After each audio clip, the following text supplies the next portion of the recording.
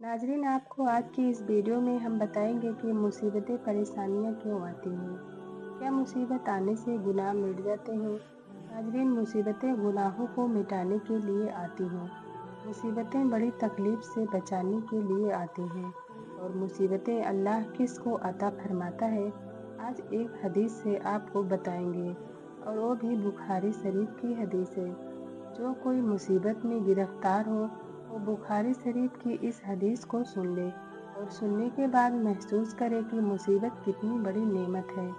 आकाए करीम सल्लल्लाहु ताला अलैहि वसल्लम इरशाद फरमाते हैं, अल्लाह ताला जिस बंदे से भलाई का इरादा फरमाता है उसको मुसीबतों में गिरफ्तार फरमाता है। तो इसका फायदा क्या होता है? नबी करीम सल्लल्लाहु ताला अलैहि वसल्लम फरमाते हैं, या तो गुनाह माफ़ हो जाते हैं या अल्लाह दर्जात को बुलंद फरमाता है। दुनिया में गुनाह पर पकड़, एक कब्र में पकड़, एक महशर में पकड़। अल्लाह ने आखिरत की तकलीफ़ें रखी हैं, वो दुनिया की तकलीफ़ों के मुकाबले के अंदर बहुत ज़्यादा हैं। आप ज़रा सोचो, एक मामूली सर का दर्द जब हम बर्दाश्त नहीं कर सकते, एक अगर मच्छर काट ले तो उसका जख्म हमको हो जाए और उसकी वजह से बुखार आ जाए तो बर्दाश्त नहीं कर सकते, तो क्या किसी औरत के अंदर ये ताकत है कि कब्र के अजाब को बर्दाश्त कर सके, कीड़े मकोड़ों की तकलीफ को बर्दाश्त कर सके, जहन्नुम के अजाब को बर्दाश्त कर सके? जब कोई औरत या मर्द वहाँ के अजाब को बर्दाश्त नहीं कर सकता तो अल्लाह वहाँ के अजाब से बचाने के लिए दुनिया में थोड़ी सी तकलीफ दे देता है, ताकि इस तकलीफ की वजह से अल्लाह पाक गुनाहों को माफ़ फरमा दे, ताकि बंदा जब यहाँ से जाए तो बेगुनाह हो के जाए। इसीलिए हर मरने वाले मुसलमान को जब वो मर जाता है तो उसके लिए एक लफ्ज़ इस्तेमाल होता है, मरहूम। मरहूम कहा जाता है या मरहूमा कहा जाता है।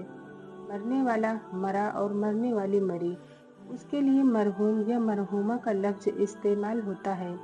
वजह क्या है? मरहूम के माना होता है जिस पर रहम किया गया और मरहूमा का माना होता है जिस औरत पर रहम किया गया।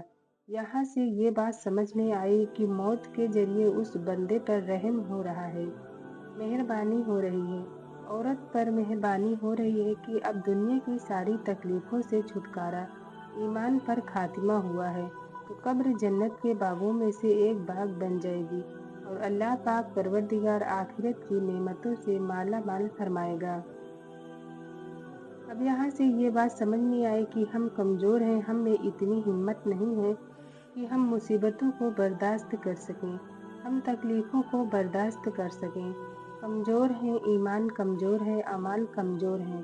अब ऐसे हालात के अंदर हम किस तरीके से अपने आप को संभालें, इसके लिए हमें क्या करना चाहिए? तो इसके सिलसिले में सबसे पहले अपने रब से ताल्लुक़ को मजबूत करो, अपने रब की ताकत के बारे में गौर करो।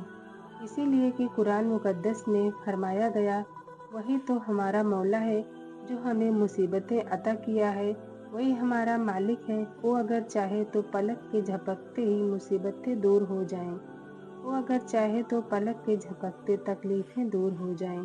जिसने तकलीफ़ दी है वो तकलीफ़ से निजात भी देगा, वो तकलीफ़ से राहत अता भी फरमा देगा। अल्लाह पर मोमिन ही भरोसा करता है। नाज़रीन, अल्लाह पर कामिल भरोसे की एक हकीकत आप सबको बताते हैं। हज़रत इब्राहीम अलैहिस्सलाम, उनकी अहलिया हज़रत हाजरा रज़ी अल्लाह ताला अन्हा, उनके एक दूध पीते बच्चे हज़रत इस्माइल अलैहिस्सलाम, जब हज़रत इब्राहीम अलैहिस्सलाम हज़रत हाजरा को लेकर अल्लाह के हुक्म के मुताबिक बस्ती से दूर सुनसान वादी में जाकर उनको छोड़ आए थे। जब वहाँ पहुँचे थे, हज़रत हाजरा के साथ थे हज़रत इस्माइल, दूध पीते नन्हे से बच्चे थे। कुरान कहता है वहाँ पर दूर तक कोई इंसान नहीं था, न कोई मकान था, न कोई रहने की जगह थी, न कहीं दूर तक पानी मौजूद था। वहाँ पर हज़रत इब्राहीम अलैहिस्सलाम अपनी बीवी और बच्चे के साथ मौजूद हैं। रब का हुक्म आता है, ए इब्राहीम, इस सुनसान वादी के अंदर तुम अपने बीवी और बच्चे को छोड़कर निकल जाओ।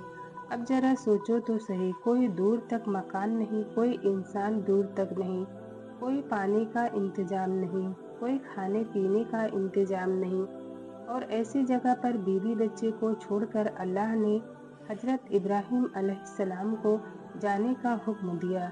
जब हजरत इब्राहिम अलैहिस्सलाम जाने लगे तो हजरत हाजरा ने अर्ज किया, "ऐ मेरे सरताज, आप तशरीफ ले जा रहे हैं, कहाँ जा रहे हैं?" आप जवाब में कुछ नहीं फरमाते।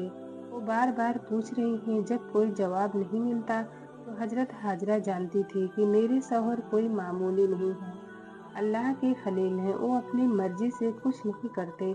और उसके बाद दामन पकड़ के हजरत हाजरा ने हजरत इब्राहिम अलैहिस्सलाम से अर्ज किया, मेरे सरताज, आप हमें छोड़कर जा रहे हैं, लेकर नहीं जा रहे हैं, क्या ये अल्लाह का हुक्म है? इतना सुनना था कि हजरत इब्राहिम अलैहिस्सलाम ने फरमाया, हाँ, ये मेरे रब का हुक्म है। अब हजरत हाजरा का अल्लाह पर भरोसा देखिए। फौरन कहती हैं, मैं इस सुनसान वादी को नहीं देख रही, मैं ये नहीं देख रही कि यहाँ फल फ्रूट नहीं है, मैं ये नहीं देख रही यहाँ पानी का चश्मा नहीं है। मैं सिर्फ इतना जानती हूँ कि अगर अल्लाह ने यहाँ रहने का हुक्म दिया है और हमें छोड़ने का हुक्म दिया है तो मेरा मौला हमारी हिफाजत फरमाएगा। एक खातून के इस तवक्कुल को देखो, एक खातून का अल्लाह पर भरोसा देखो। फिर हजरत हाजरा रज़ियल्लाहु ताला अन्हा अपने बेटे के लिए पानी की तलाश में निकलती हैं। पानी खत्म हो चुका था और बेटी को प्यास की शिद्दत महसूस हो रही थी। तो सफ़ा से लेकर मरवा और मरवा से लेकर सफ़ा तक हजरत हाजरा अपने बेटे के लिए पानी की तलाश में जहाँ बेटे को छोड़ करके आई थी, 7 चक्कर हो जाते हैं सही के। उसके बाद जब देखती हैं तो बेटे को जहाँ छोड़ा था वहाँ पानी का चश्मा नजर आता है। फौरन आती हैं और इतना पानी कि हजरत हाजरा अगर उस वक्त ये न कहती, जमजम, आप जानते हैं जमजम के माने होता है रुक जा। अगर हजरत हाजरा ने ये न कहती तो न जाने ये पानी कितनी बस्तियों को बहा ले जाता। उनका कहना था, पानी रुक गया, वहाँ एक हल्का सा दायरा बना दिया और अब पानी उस वक्त हजारों साल पहले हजरत इस्माइल अलैहिस्सलाम के कदमों से जो पानी का चश्मा जारी हुआ था, आज भी जारी है। पता चला, तुम अल्लाह पर भरोसा करके देखो, वो तुम्हारी सारी मुसीबतों को दूर फरमा देगा। एक खातून का ये तवक्कुल, एक खातून का अल्लाह पर इतना अजीम भरोसा और उस अल्लाह की बंदी के भरोसे की बुनियाद पर उसकी अदा मेरे रब को इतनी पसंद आई कि उनके बाद जितने जितने अम्बिया ने उम्रा किए, हज किए, खुद मदीने के ताजदार सल्लल्लाहु ताला अलैहि वसल्लम ने भी हज किया, उम्रा किया। तो हजरत हाजरा के तरीके पर सफ़ा मरवा की उन्होंने भी 7 चक्कर लगाए और क़यामत तक जितने भी उम्रा और हज करेंगे वो सफ़ा मरवा के 7 चक्कर लगाएंगे। अल्लाह पर तवक्कुल करो, अल्लाह पर भरोसा करो, कामिल भरोसा, कामिल यकीन। नाज़रीन, जानकारी कैसी लगी कमेंट में ज़रूर बताना। अगर अच्छी लगी हो तो लाइक और सब्सक्राइब करें और बेल आइकन को भी प्रेस करें। शुक्रिया। अल्लाह आप सबकी हिफाजत फरमाए। आमीन।